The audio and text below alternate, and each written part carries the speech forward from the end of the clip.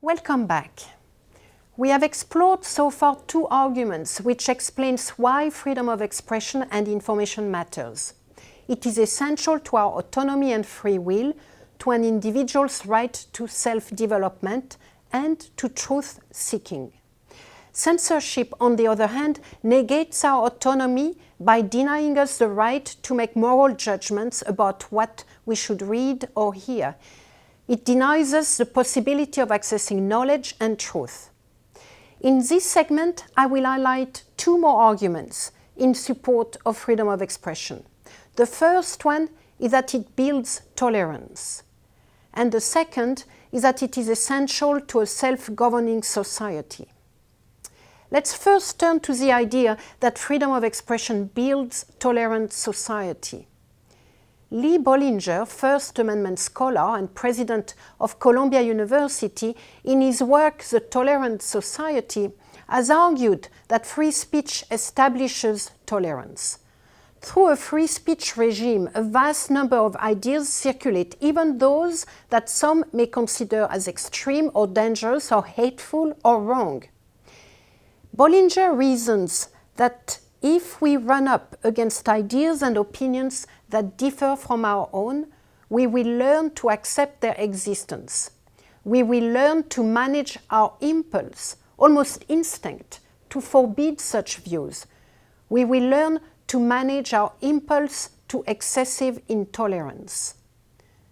Through freedom of expression, we are forced to encounter others' opinions, others' dignities, others' autonomy, and to tolerate their existence. In his view, a free speech regime is a great social experience in tolerance. The extraordinary zone of freedom of expression tests our ability to live in a society that is necessarily defined by conflict and controversy. It trains us in the art of tolerance and steels us from vicissitude. The best way to think of freedom of speech and press, then, is not just as an aid in the search for truth, but also as creating an unregulated public arena, a special zone of social interaction. Bollinger argues that through the free speech experiment, we commit ourselves to being people of fortitude, I quote him, and we can deal calmly with differences of opinion, scathing dissent, and the risk of disorder. We are people of fortitude through freedom of expression. Another theorist, Vincent Blasey, has argued that by according free speech a high priority, one is more likely to build certain traits of characters that are particularly valuable. It builds the experience of confronting evil and falsehood. And I'm quoting from him here. The claim here is not that truth and justice will always prevail in a marketplace of ideas. We will never have such a marketplace, and truth and justice will not always prevail, even if we did. Rather, the notion is that the experience of confronting falsehood and evil will profoundly shape the character of a person or of a society. In this view, the most dangerous ideas can only be defeated by strong persons, not by repressive laws. Lee Bollinger, for his part, does not rule out the possibility of some kind of control over speech beside strong person. But he does not think that government shall be responsible for determining what to control. So who, in his view, is responsible for the choice of tolerance? That is a function he attributes to the judicial system. Why? Because in his view, the judicial process gives those opposed to speech an institutionalized, and I will add myself, safe, method of objecting to the speech. And thus, at least partially, it gives them the opportunity of explaining and giving meaning to their position. Judges serve the function of taking over the decision to permit or not the speech to go forward. The limited number of voices who pronounces the reason for tolerance makes a coherent explanation more feasible. That is from Lee Bollinger. He also thinks that judges are expected to have mastered the tolerant mind, and it may not be true for all, but we will hope for quite a few. Finally, he thinks that the judicial process is a much better process than left with the legislative because of the intolerance impulse of most politicians and of the political process in general. This is a complex theory which I cannot summarize in a few minutes, but luckily we have had the opportunity to interview Lee Bollinger himself on his theory, so I will invite you to refer back to the additional video to find out more about the tolerant society and freedom of expression. But let us turn now to the fourth argument in favor of freedom of expression. It is essential to a self-governing, meaning democratic society. It builds democracy. This has become the most often quoted argument in support of freedom of expression. Indeed, it is the most widely referred to by courts and policymakers around the world. Freedom of expression is essential to democracy and the exercise of democratic principles and values. American constitutional scholar Alexander Meiklejohn has particularly put forward this argument. He argues that if citizens are to be able to rule, as democracy requires, it's after all the rule of the people by the people. If citizens are to be able to rule, they must be able to communicate freely, including with those that they elect and who govern them. They must be free to criticize, question, challenge, all of which requires full access to information and ideas. Meiklejohn asserts that all speech related to the process of self-governance must be absolutely protected against governmental interference. Free speech regime thus allows citizens to govern more effectively and wisely in a democratic system grounded on the will of the people, because they have access to the information that they need in order to make the system work. Erik Berendt, the political theorist, has referred to the defense of free speech on the grounds of democracy as, and I quote, probably the most attractive and certainly the most fashionable free speech theory in modern Western democracies. There are indeed a large number of court decisions that insist on the centrality of freedom of expression to democracy and democratic principle. I will cite a few here from around the world.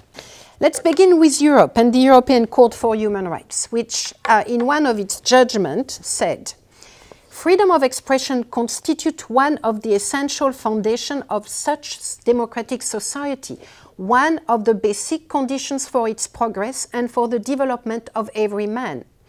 It is applicable not only to information or ideas that are favorably received or regarded as inoffensive or as a matter of indifference, but also to those that offend, shock, or disturb the state or any sector of the population. Such are the demands of that pluralism, tolerance, and broad-mindedness without which there is no democratic society. It's a very important statement here, and one that I will return to over and over again over the next few weeks. Now let's move to Latin America. The Inter-American Court of Human Rights has also recalled the democratic significance of freedom of expression, and it said, I quote, freedom of expression is a cornerstone upon which the very existence of a democratic society rests. It is indispensable for the formation of public opinion. It is a condition sine qua non for the development of political parties, trade unions, scientific and cultural societies, and in general, those who wish to influence the public. It represents, in short, the means that enable the community, when exercising its opinion, to be sufficiently informed. Consequently, it can be said that a society that is not well informed is not a society that is truly free. And then let's move to Africa. The Supreme Court of Appeal in South Africa. And I'm quoting again from that court. Suppression of available information and of ideas can only be detrimental to the decision-making process of individuals, corporations, and government.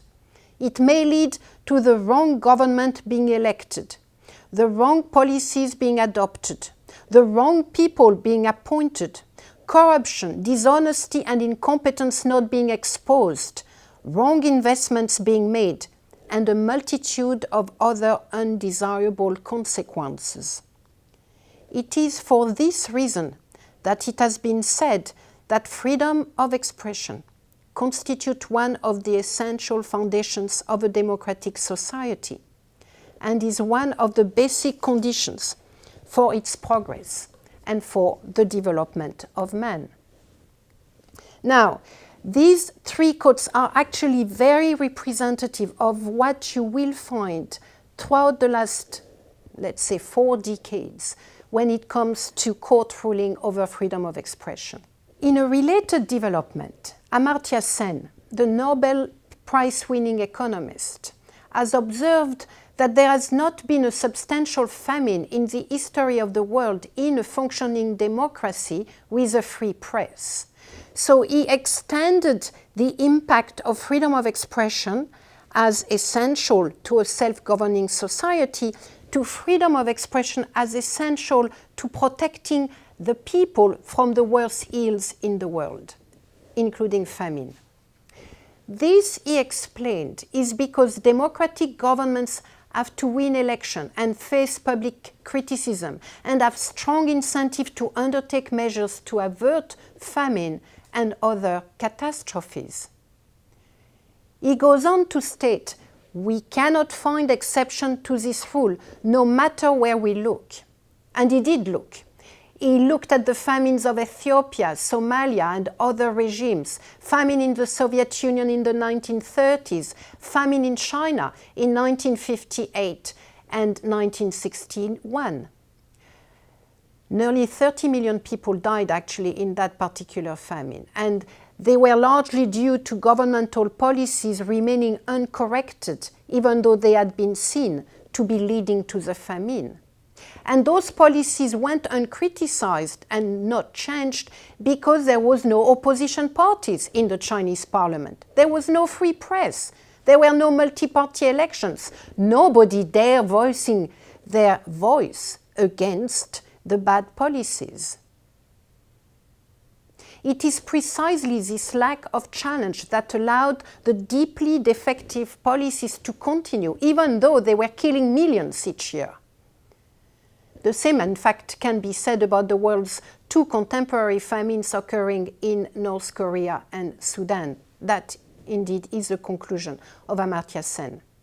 So information allows people to scrutinize the action of a government and is a basis for proper informed debate of those actions and hopefully for the government to shift actions, to shift policies when people are telling them those policies are hurting us.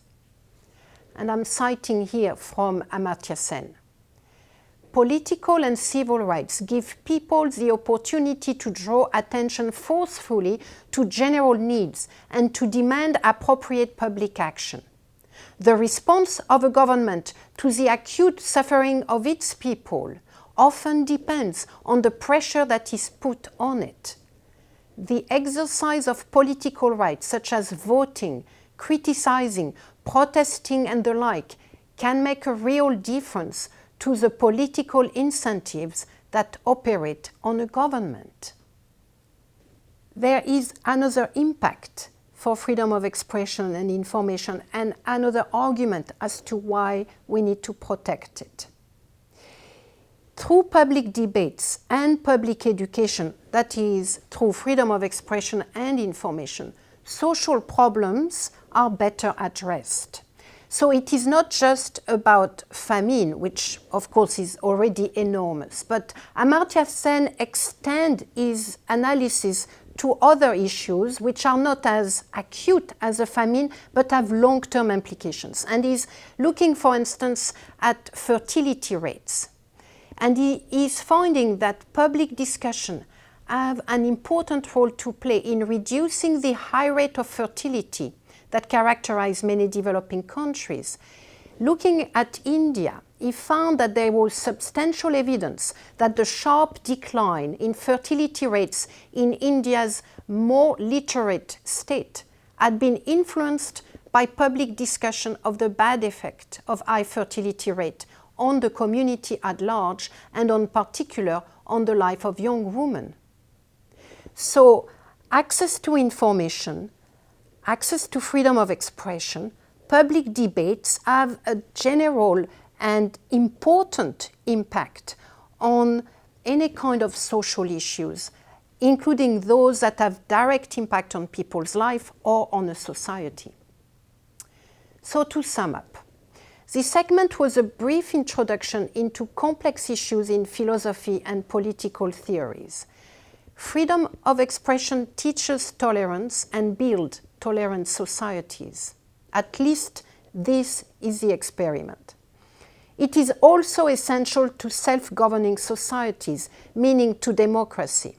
This last argument has become the most widespread theory on free speech, advanced by politicians, civil society, activists, and court alike. It is not only important and central to the working of a democratic regime, it is also crucial for governments to be able to function properly, that is, to respond to the need of the people. Without information, without a free flow of information and debates, politicians, governments are not listening. They are not criticized and they may take the wrong decisions. They may enforce and implement the wrong policies, including policies that may hurt the people. In the next segment, we will turn to the implementation of those free speech theories in the global public policies of the 21st century. We will see how concepts dating back to the 17th and 18th century have found their way into the United Nations, into global public policy making. See you then.